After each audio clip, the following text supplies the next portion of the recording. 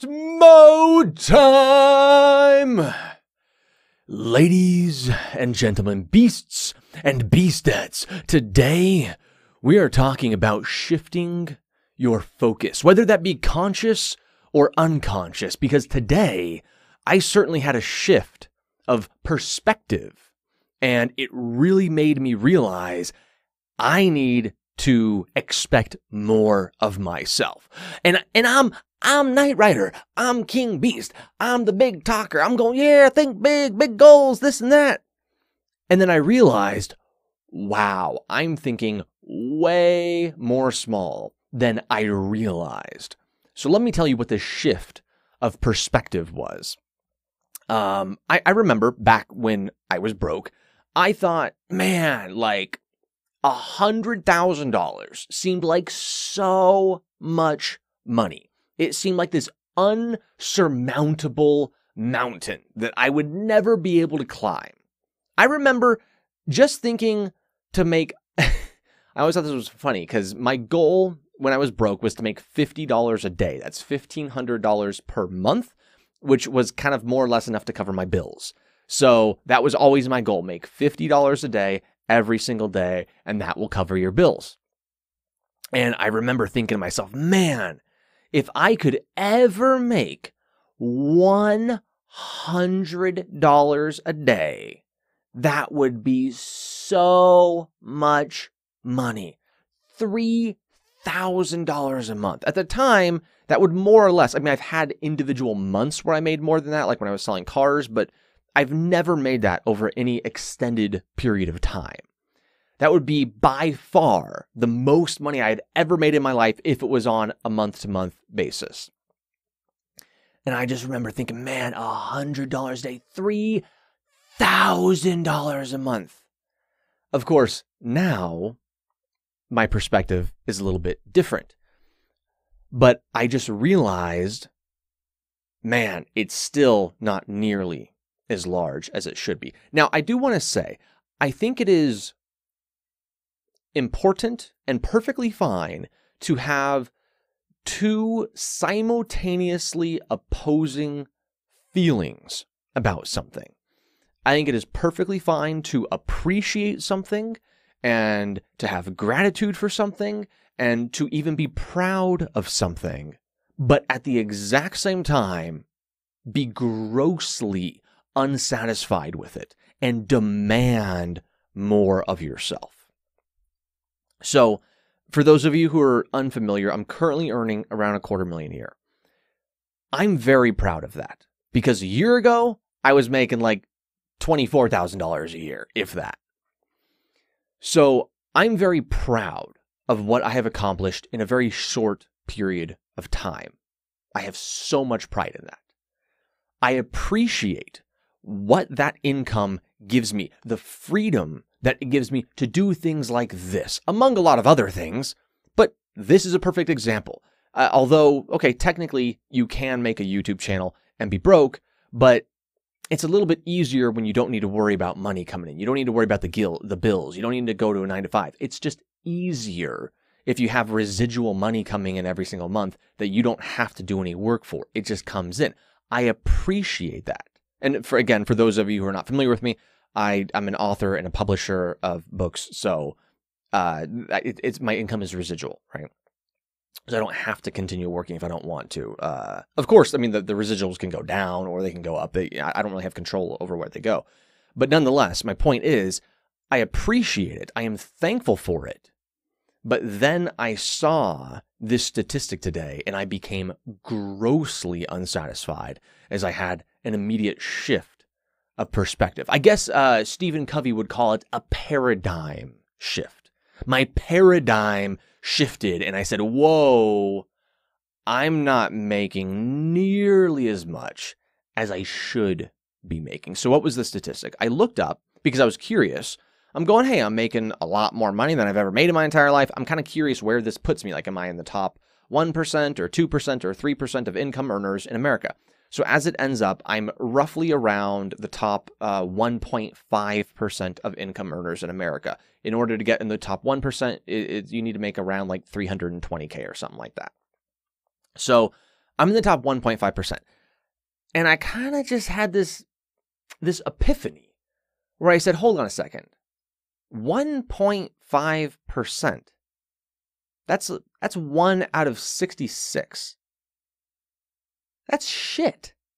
That's absolute crap. That means if you put that's like, okay, when you're in high school and there's like roughly 30 kids per class. So if you put about 2 of those classes together, that's what I'm king of. I'm king of 2 freaking high school room classes.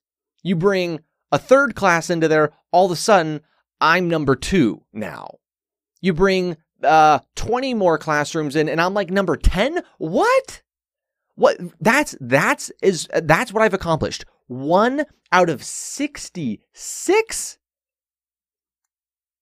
Whew, that kind of hurt my that kind of hurt my pride a little bit. I felt good saying the number. Yeah, $250,000 a year. Yeah, that sounds good. That sounds good. And then I saw 1 out of 66. I'm like, oh, hell no. Hell to the now. 1 out of 66. You gotta be kidding me. I am way better than 1 out of 66. Now, I will say, if you account for my age, right, because this is all income earners, so obviously it skews towards the older people. If you count for my age, I believe in order to get into 1%, if I remember correctly, it was like around 170K. So I'm well within the top 1%. But even then still, so I'm what? Then I'm like 1 out of 120 for my age? Honestly, I think that's even more pathetic than being 1 out of 66 for everybody.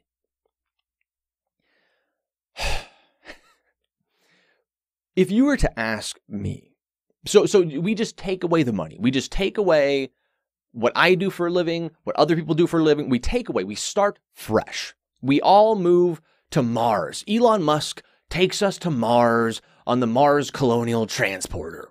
And we're setting up the new civilization, starting from scratch. And you said, Knight, where would you predict your financial success to be relative to others? Dude, without a shadow of a doubt, 1 out of 1,000. Easy.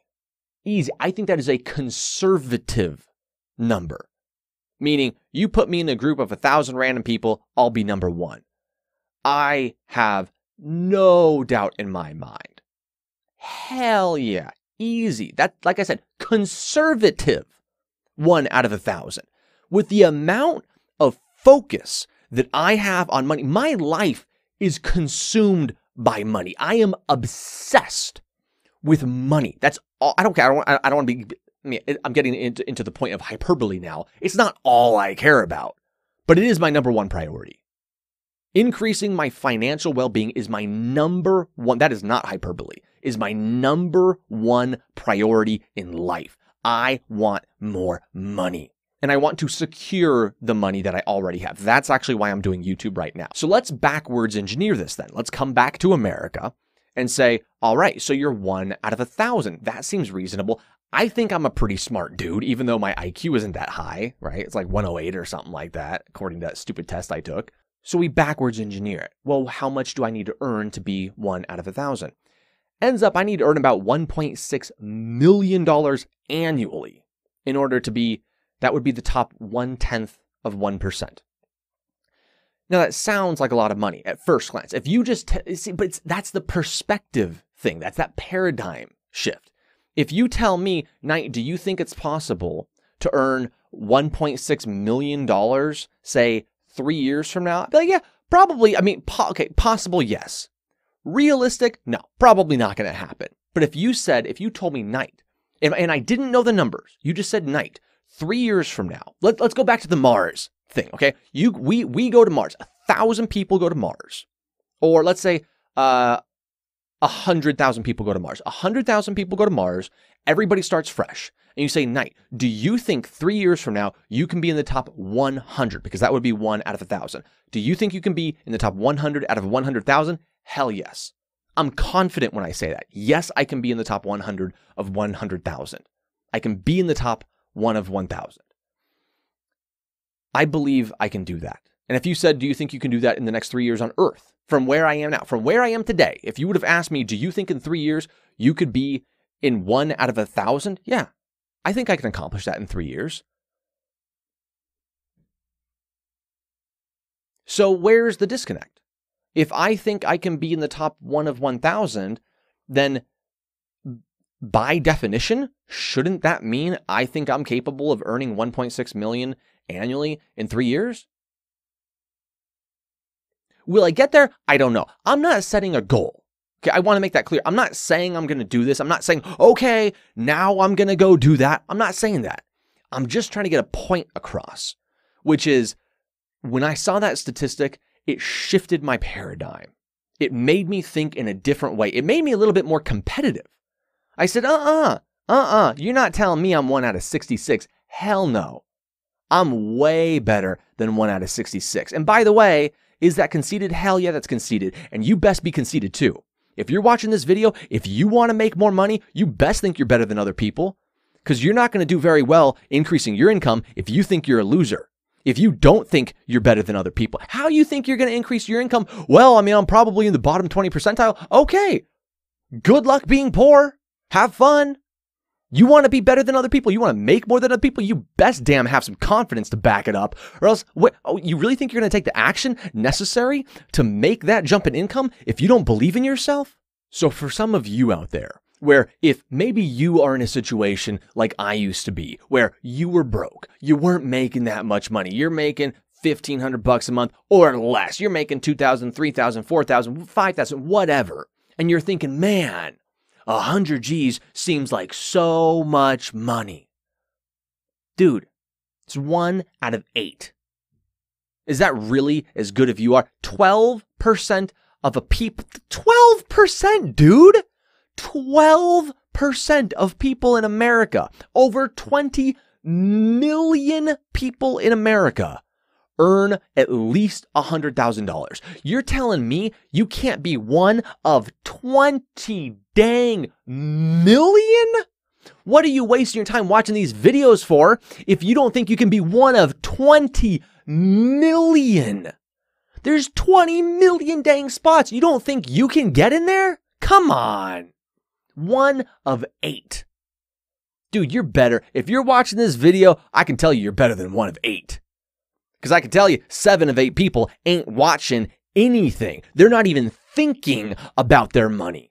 They're not thinking, how can I increase my money? They're not focusing on work. They're not focusing on business. You need to be obsessed with your work. You need to be obsessed with growing your income. And I believe incremental steps are important too.